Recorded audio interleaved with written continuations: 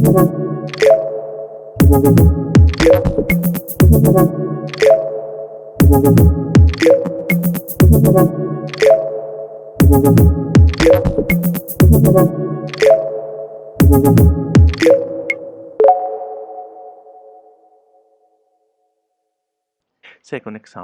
second example will make use of the ocean color chlorophyll level 3 reprocessed observation and the whole time series. Again, here you have details on the algorithm description, the resolutions, the information, the links to the PUM and the QUID, and the parameters used to download the data.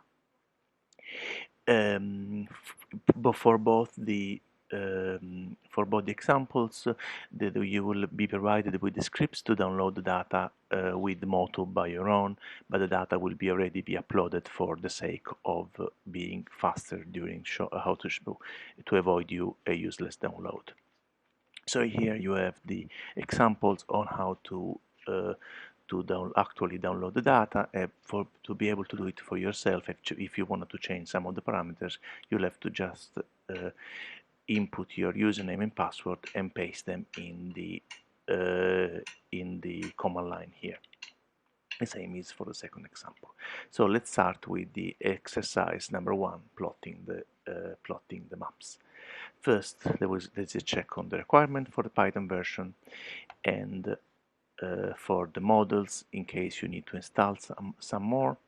Then we start importing the modules, and here there are a few things that needs to be done. Don't need to check. We're checking whether we are in the proper path, and we see what we have in the current folder. Again, we continue the data preparation. You see that you have already the netcdfs for both examples. We start accessing the data for the first file. We get the file, we get some information about the data and what we have, the number of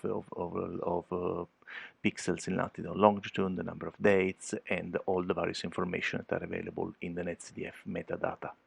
Then we continue and get some more information about the variable, which in this case we have the only chlorophyll, and the coordinate range that we have time, 1 date, and the lat and long, which we're going to use. Set up the configuration, and we get ready to plot the variables. There is some configurations needed to be prepared, and the actual plotting can happen.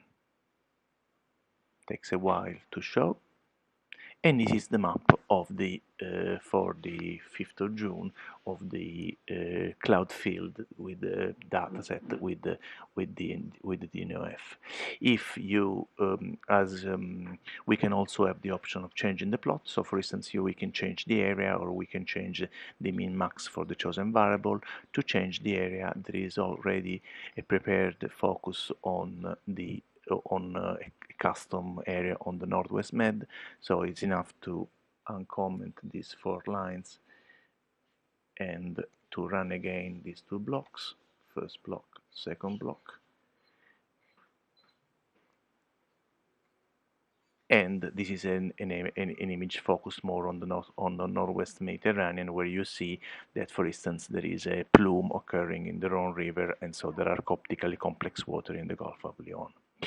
Okay, let's move to the second exercise, and again we start from scratch. So we start scratch checking for the Python version and the modules, so they can be run independently.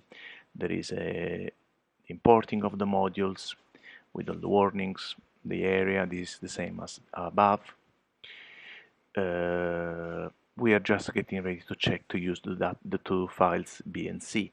We open the datasets, and we get some information. In this case, this is a long time series, so we have more than 7,000 data points, and this is a very small box of 11 by 8 pixels. And the variable of interest is chlorophyll, which is time, lat, long, and here all the various metadata information. The same applies for the second dataset. And then, so if we start getting our information for the configuration for our plots, and we can then get ready to plot the time series. Of the in the small boxes, we're going to choose one defined pixel, so we select the x and the y here to be selected, and will be that only that point will be extracted. So there is a selection, cell 1 and cell 2, and we can see that we have this one has become only a time series with only over 7,000 points, but is only one lat and one lon. The same applies for the following for the second data point. What we do now is to extract the chlorophyll from the selected time series, and we convert the dataset into a Panda data frame for further analysis. We can have a look at the data.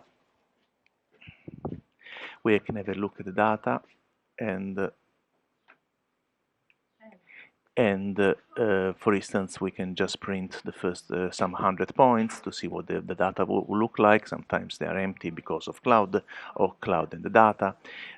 Or for instance, we can show some summary statistics here, just to show what the number of available data points and the ranges in the two locations.